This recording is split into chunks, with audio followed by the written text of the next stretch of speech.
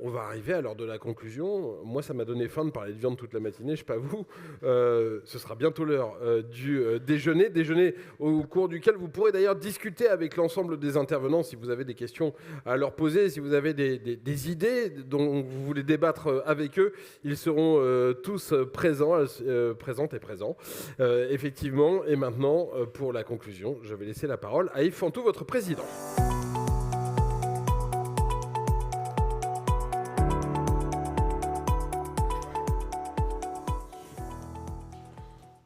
Bien, c'est pas facile de prendre la parole maintenant, après Jean-Paul Bigard, Ludovic Paccard, donc les membres de bureau. Bien évidemment, je remercie tous les intervenants de ce matin. Et on n'a pas dit ce matin, mais la ministre de l'Agriculture s'est excusée, donc j'ai oublié de le préciser tout à l'heure, donc voilà, elle est toute excusée. Il y a quelques années, Hervé Gabot, je pense ici, donc, qui était DRH du groupe Bigard, disait « Cette filière devra apprendre l'estime d'elle-même ». J'espère que ce matin, on a avancé un peu sur ce domaine-là. J'espère que ça vous a plu. J'espère que les intervenants vous ont fait avancer et que vous repartez plus à l'aise. Enfin, ce que je souhaitais déjà, c'était, en invitant ces gens-là, que vous soyez capables de parler de nos produits de façon simple et de façon sûre. Je connais Philippe Legrand depuis des années et je tenais à ce qu'il soit là aujourd'hui. Et Philippe Legrand, si vous voulez, donc, ce que j'ai retenu, c'est donc éduquer à la dose, tout simplement. Je vais revenir un petit peu sur toutes les interventions.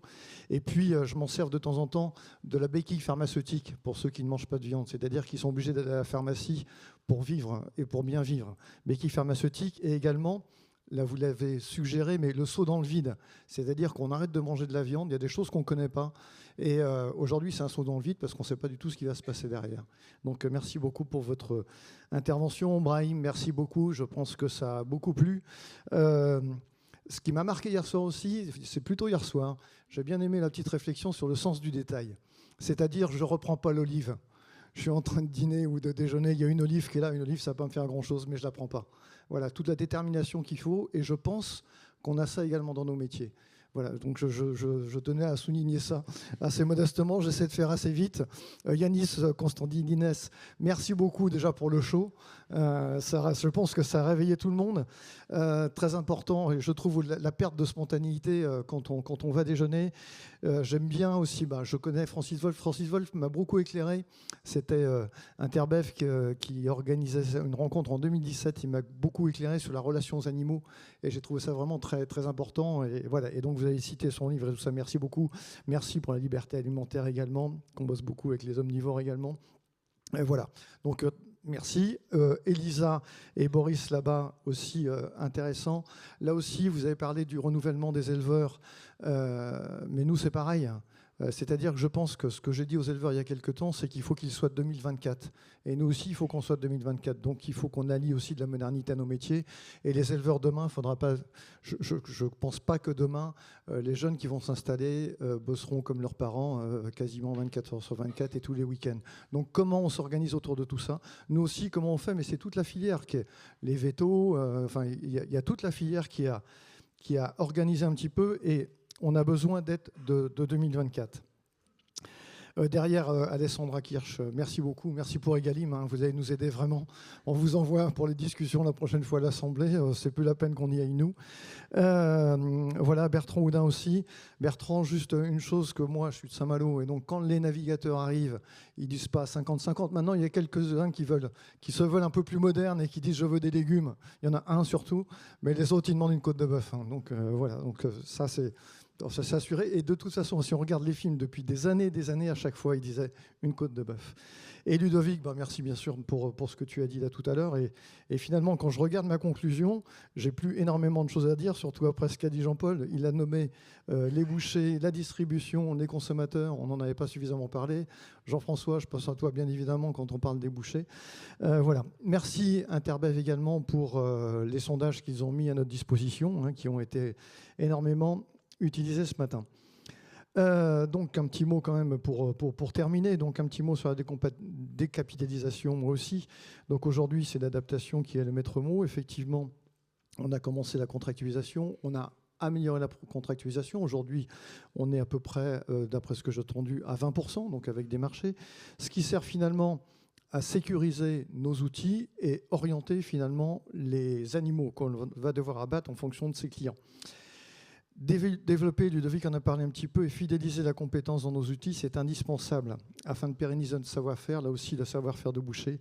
Attention, je trouve qu'il y a, enfin on pense les uns et les autres, qu'il y a des dérives aujourd'hui, et attention à cette maîtrise du métier pour lequel il faudra qu'on fasse attention, et je pense que ce sera des sujets qu'on aura abordés dans l'année qui vient. Consommation de viande, place grandissante des viandes élaborées et puis des RHD. Donc Jean-Paul a parlé de plus de 50% de steak haché. Si on y ajoute les produits élaborés, on arrive proche des 60. Donc attention à tous ces produits-là et notamment les RHD qui est marqué par l'importation, j'en ai parlé tout à l'heure, où on est à 55% en importation. L'importation, effectivement, attention, on en a parlé un petit peu tout à l'heure. Thierry Meyer me disait, nous, on a perdu 1 million de porcs l'année dernière. Sur l'Europe, c'est 17 millions de porcs qui manquent. Alors, où on va aller chercher la viande à un moment? Vous avez parlé aussi de choc, justement, de choc de l'offre. Et non seulement, ça peut être un choc français, mais ça peut être aussi un choc européen. Et à ce moment-là, on ira peut-être un petit peu plus loin chercher la viande, et ce n'est pas ce qu'on souhaite. Voilà. Nécessité constante d'adaptation de nos entreprises aux attentes des consommateurs, tout en conservant le haut niveau de qualité de nos productions. Nous jouons désormais, je pense qu'avec la contractualisation, c'est ce qui est en train un petit peu de se passer. Nous jouons désormais, nous, un rôle majeur dans l'orientation de la demande et surtout la mise en adéquation de l'offre. C'est-à-dire qu'il y a une petite révolution là qui démarre justement avec la contractualisation ou avec des contrats avec les éleveurs. Peut-être qu'on va réussir à orienter un petit peu mieux ce que nous proposent aujourd'hui nos éleveurs. Je pense que c'est une belle évolution et c'est un petit choc qui est en train de se passer. Et puis, je vois Bruno Collin là, qui est là aussi. Il y a une petite chose parce qu'aujourd'hui, on a tendance à dire que les éleveurs, effectivement, c'est un métier difficile. On a tendance à plutôt les victimiser. Juste une petite chose. Allez leur acheter des vaches, vous allez voir si ce ne sont que des victimes, ou allez signer un contrat avec eux, vous allez voir un petit peu comment il faut travailler, et comme ça vous allez vraiment les considérer, parce qu'on ne les considère pas comme des victimes. Voilà, je voulais juste placer ça, parce que souvent c'est ce qu'on entend un petit peu autour de ça, mais quand on vous achète des vaches, c'est plus du tout la même chose, et on ne vous voit plus de la même façon. Voilà, donc on a parlé un petit peu de ce qu'il y avait aujourd'hui, donc affirmer, défendre, accompagner et promouvoir sont les maîtres mots de nos actions pour l'année à venir. Il faudra, bien évidemment, pour produire que produire de la viande reste notre cœur de métier, ne pas être pollué par la multiplication annoncée de normes dont l'intérêt est parfois discutable. Donc on en a parlé, Egalim, je n'y reviens pas.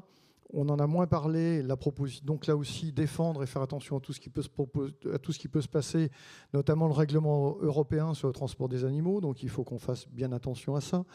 Avec de fausses bonnes idées. J'ai rencontré un député européen au moment du salon de l'agriculture qui me disait qu'il faut moins de densité dans les camions. C'est-à-dire qu'il fallait diviser la densité par 2 dans les camions. Moi, je lui dis, mais vos bêtes, elles ne tiennent pas debout dans les camions si elles sont pas serrées.